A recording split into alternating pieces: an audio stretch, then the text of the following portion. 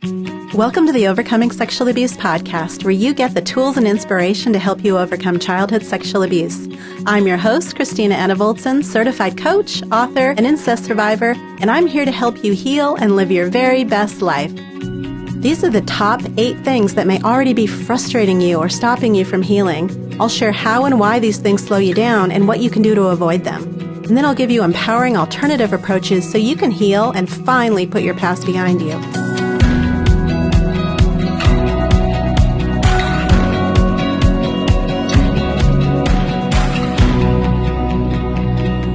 Okay, mistake number 1, not making space for healing. And not making space for healing can manifest in several different ways.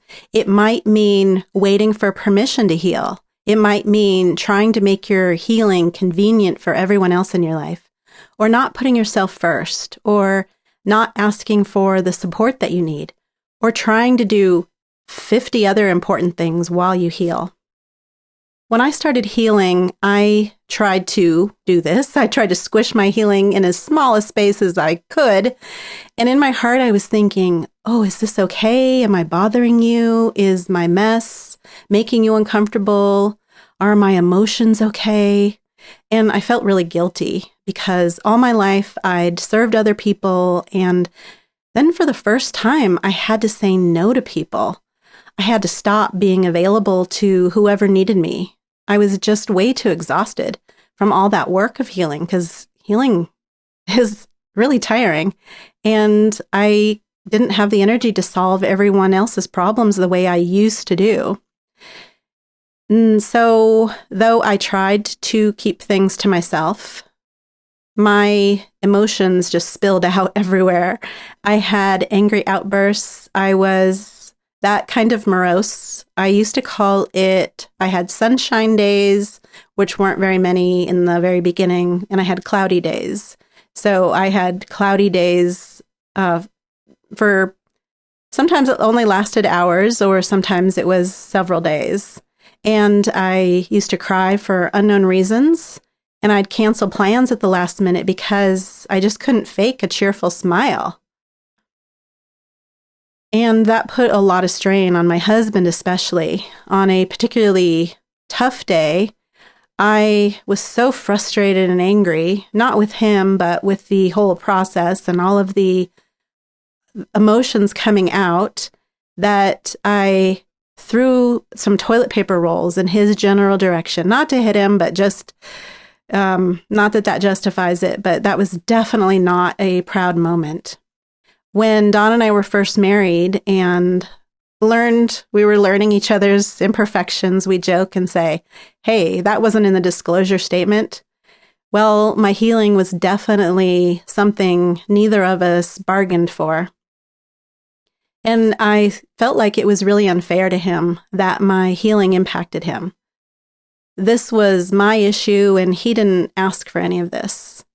And that was true, that he never asked for any of this. It wasn't fair to him. But you know what? I never asked for any of it either. I didn't get a choice in whether or not I was abused. I didn't get to decide if every area of my life was impacted by abuse. Just to be clear, Don was amazingly supportive. But even if he hadn't been, nobody else had the right to decide if it was all right for me to heal. I don't have to apologize for my healing process or the things it brings up. Though I did actually have to apologize for that toilet paper roll incident. Healing was my decision to make. For the first time in my life, I chose me. Healing was for me. And Don and everyone else in my life did eventually benefit from my healing. But it wasn't about him, and it wasn't about anyone else. And by the way, if you're a parent of young children, because I get this question a lot, you might think that your healing should wait until your kids are older.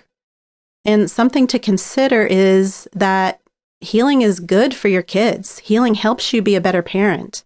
And if you want more about that, there's an article written by a survivor, and I'll link that in the show notes.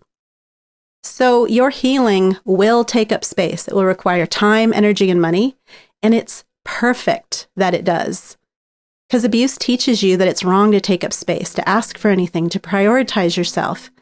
And it tells you that you don't have inherent value and you need to constantly work to earn it. But you're a human being. You have needs, and you don't have to be strong all the time. You're allowed to fall apart. You deserve to be loved and supported. Yes, it's your turn. When I was in school and our class had a field trip, I'd have to get a permission slip to attend. And when I was absent from school or absent from an activity, I had to have a note excusing me from that. And you can do that for yourself. Write a permission slip for yourself, expressing your right to heal. And if you're involved in anything right now that feels like too much, write yourself a note excusing you.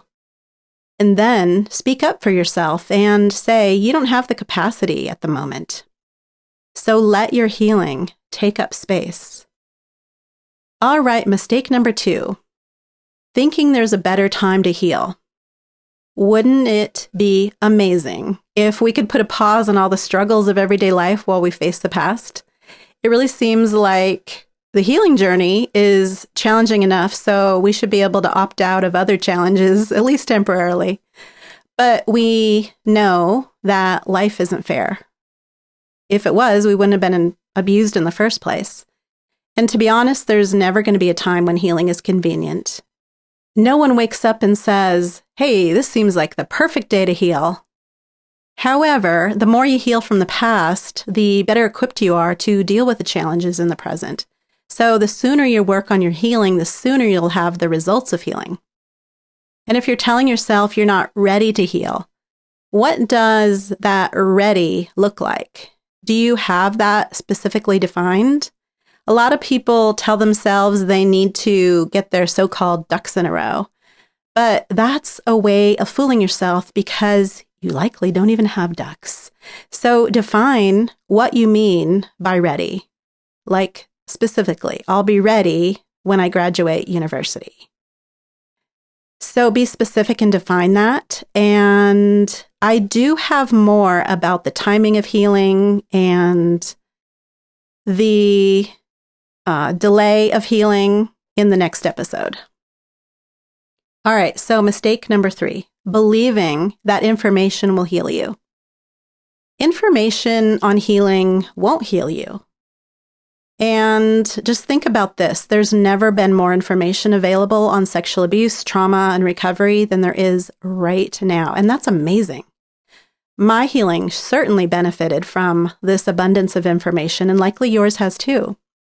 It's fascinating to learn how the trauma impacted you, and also a relief to discover it was the abuse, not you. Plus, it's important to validate the effects that you're experiencing and to know that you're not alone. The trouble is that learning by itself doesn't bring healing. Maybe you've recognized that for all you've learned, you still haven't made the progress you've hoped for, and maybe you're still in pain, still treating yourself poorly, still in dysfunctional relationships, still in unhealthy patterns. And it can feel discouraging to learn so much about healing and yet not see your knowledge translate to healing breakthroughs. Many survivors go from one book to another, one website to another, one article to another, or post memes on healing without actually benefiting from that information that they take in. They get an insight, and without a pause or breath, they're on to the next one, more and more. And that's like sitting at a banquet table surrounded by wonderful food and eating without tasting or enjoying the flavor or being present with it, just scarfing it down and then going on to the next plate. Or even worse, it can be compared to malabsorption in the body. And that's when the nutrition you're taking in passes right through you without doing your body any good. So gathering information is a mental exercise. It's helpful. It's good to understand, but healing isn't a matter of understanding in your head. Healing has to go deeper than that. And the truth is, all the information could actually be holding you back from healing. It's the illusion of progress without really moving ahead. And you might be exhausting yourself on all that information that you don't even use, And that can leave you overwhelmed and too tired to do the real work of healing. So seeking information can be nothing more than a coping method to distract you from the actual work. And as long as you go from one thing to the next, that's just entertainment. To heal, you actually have to digest and absorb the information. And digestion starts in the mouth, so when you get an insight, you need to chew on that, consider it, mull it over. You have to absorb it. How does this apply to you? Why does this matter? What sensations do you feel in your body? What emotions do you feel? And then what actions can you take to apply this? And then take any corresponding action. Healing absolutely requires action. If you're ready to actually use the information to heal, I've created something for you. It's a workbook and journal to take you through the steps to experience actual healing breakthroughs. To get that for free, the link is in the show notes. Okay, let's go on to mistake number 4, relying on someone else to fix or heal you. Okay, this is a tough one. So abuse leaves us feeling very inadequate to improve our own lives. And after all, abuse is the act and experience of being overpowered, and I don't know any survivors of abuse who initially feel capable and empowered to heal themselves. And that leads to looking for someone else to fix us. So we turn to someone else, like a therapist or some other support person, yet no matter how much they want to, no matter how skilled or knowledgeable they are, nobody has the ability to heal you except you. And I see this a lot in my Flourish Healing 12-month program, and I tell everyone from the beginning that I can't heal them. I can only give them the tools. I can help them overcome their blocks. I can help them have insights. I can give them guidance and encouragement. I can facilitate the group experience, but their healing is in their own hands. And if they heal, it will be because they did it. And so that's hard to hear. And many people don't hear it and can't even comprehend it because it seems impossible. But midway through the year in Flourish, this happens every time, the light bulb turns on and they really get that they're empowered to heal. And they take charge of their healing, and it's amazing to see what happens. Then it's breakthrough after breakthrough, success after success. Nobody else can heal you, but that doesn't mean you have to figure out everything for yourself and you don't get help. You're definitely not alone. So if you have trouble believing you can make significant improvements in your life, then think about positive changes you've already made. What's something that you've accomplished that was very difficult? What's something you're proud of? What's something people acknowledge you for? And consider that healing is going to be another one of those things that you're proud of too. Okay, mistake number 5, trying to heal without a support community. Have you ever noticed that people, after struggling with addiction, find sobriety only after they join a program with group support? And that's absolutely no coincidence, because research shows that our brains, hearts, and bodies respond to relationships. That social component empowers us to do things that feel impossible. And that relational or social energy is like biological nutrients to our bodies. Relationships not only serve our needs in that moment, but they serve our long-term well-being as well. They're the building blocks to life. And it's absolutely not a sign of weakness or a sign of unhealthy dependence to need other people. It's a very healthy signal to seek out people who care about you, who are there to support you. Abuse causes that disconnection and isolation, but healing brings us back to connection. And connection is a very valid need that won't go away just because you may not know where to meet it. And even if you try to tell yourself that you don't need anyone or you can't count on anyone anyway, that need doesn't go away. It's still there. So you need support of some type, whether that's the form of understanding friends, a structured support group, a therapist, or one of my group programs. Okay, mistake number 6, treating pain like it's the enemy.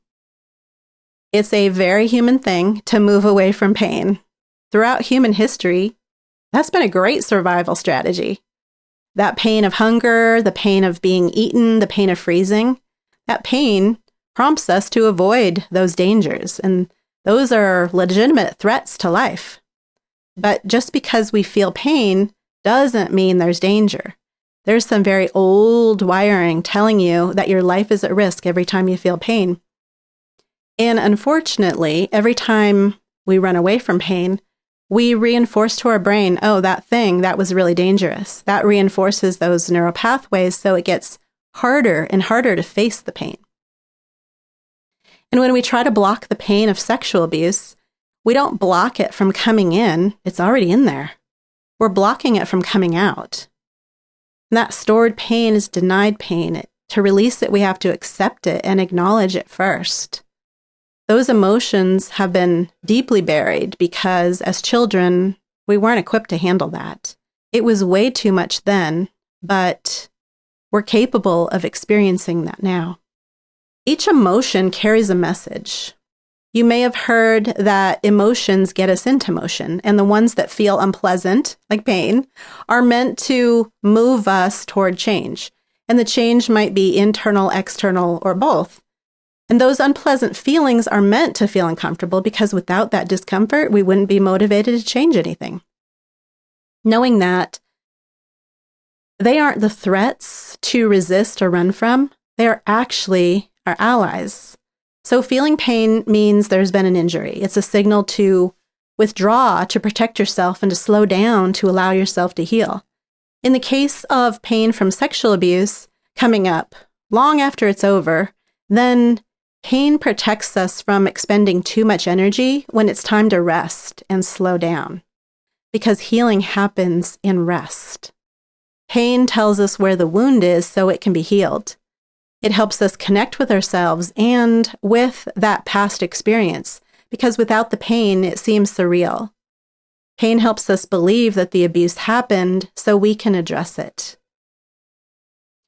It's our job to examine pain's messages so we can benefit from it. And when we run from it, we often miss the message. And resisting the pain just amplifies it, because if you don't listen to it when it whispers, it's going to start shouting. So it's important to allow and sit with the pain. But what do you do when the pain has been suppressed for so long and built up over time, and it can feel overwhelming to finally face that? It's especially true if you're inexperienced with simply being in your pain. And in that overwhelm, you shut down. And that's not what we want. And so that leads us to mistake number 7, because these go together. So mistake number 7 is relying on coping rather than self-soothing. Likely part of the reason for healing is to feel better. And then all that pain surfaces when you start to heal, and then you likely run to those old coping methods that causes more pain, more things to heal or repair. And maybe it even stops you or slows you down.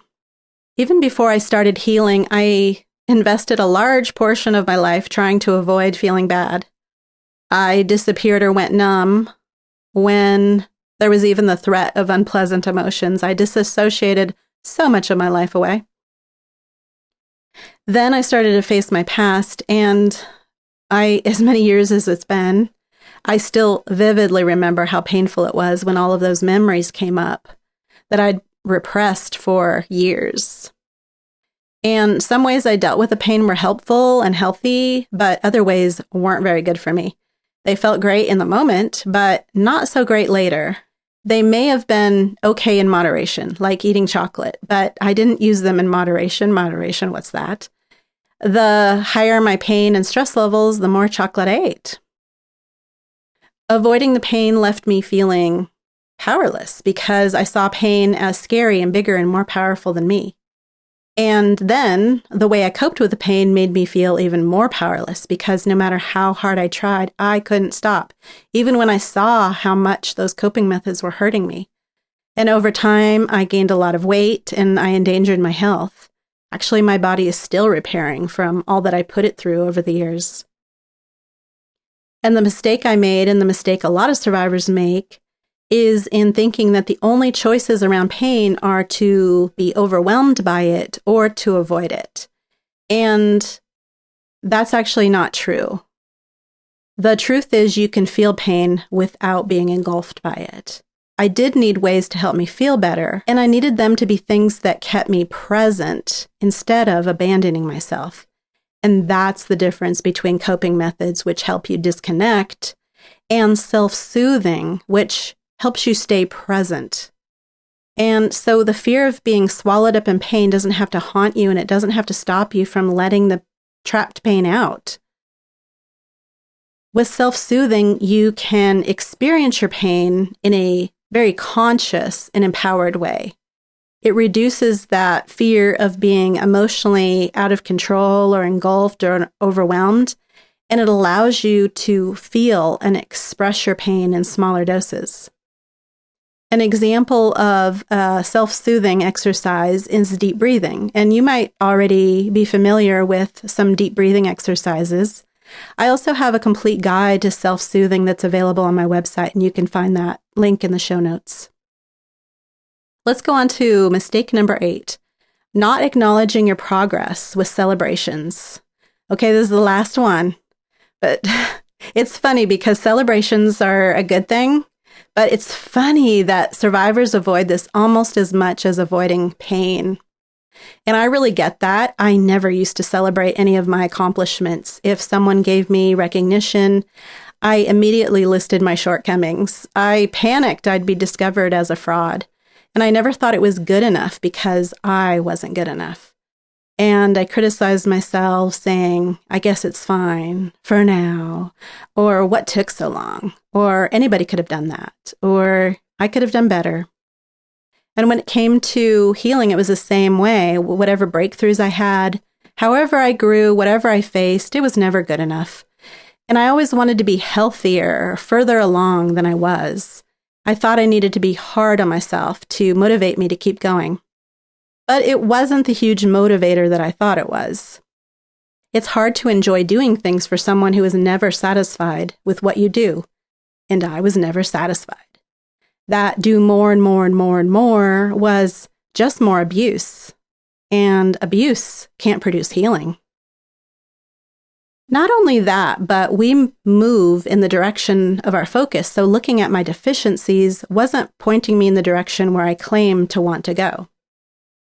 Just notice that we are on a planet that is traveling around the sun at a speed of nearly 67,000 miles per hour. At the same time, it's rotating around 1,000 miles per hour. Does it feel like you're going that fast? You probably don't even notice it. I don't notice it. It's that way with healing too. You don't always recognize your forward movement. And the thing to know is that part of you wants to grow and heal and improve and change your life. But part of you wants to stay safely put right where you are, doesn't want change. And the brain, your subconscious, knows you can survive right where you are, so it resists change. And to get you not to change, and even to discourage you, it hides your progress from you. It distorts where you are in your journey, so you dismiss, ignore, and discount your progress. You might even think what you're doing isn't even working, so you might even quit. So we have a tendency to see everything through our current emotional lens. When we're down, everything seems hard and hopeless, and when we're up, we tend to view things more optimistically. So let's play a game. So right where you are, look around in your environment for everything that's blue. What do you notice that is blue? Now close your eyes and name the objects that are red. All right, open your eyes and now look around at what is red. How many things did you miss that were red when you were focused on the blue? You'll find what you're looking for. And when you're looking for objects that are blue, did you count blue-gray or blue-green things as blue to count more blue things? So we find what we're looking for. Intentionally recognize, celebrate, and record your progress. Look for and focus on every breakthrough, every healing win, any progress you make, any effort you invest. And then anchor those celebrations in some ritual, like a special meal, an event, an activity, or something else you enjoy. There needs to be some sort of emotional attachment to your celebration.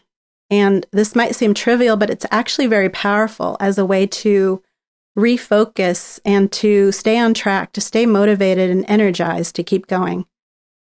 And one of the benefits of recording your celebrations is to have a collection of your healing wins to read to yourself when you're feeling discouraged. You will find what you're looking for. So thanks for joining me today. Remember to collect your free Healing Breakthrough Guide. That's a workbook and journal to take you through the steps that set you up for healing. To download that for free, go to the show notes page at overcomingsexualabuse.com/001. When you download that, be sure to accept my invitation to subscribe to my emails, and I'll send you lots of helpful healing tips and resources. I'm bringing you more on healing, boundaries, self-care, family dysfunction, and so much more. So be sure to subscribe so you don't miss any of it.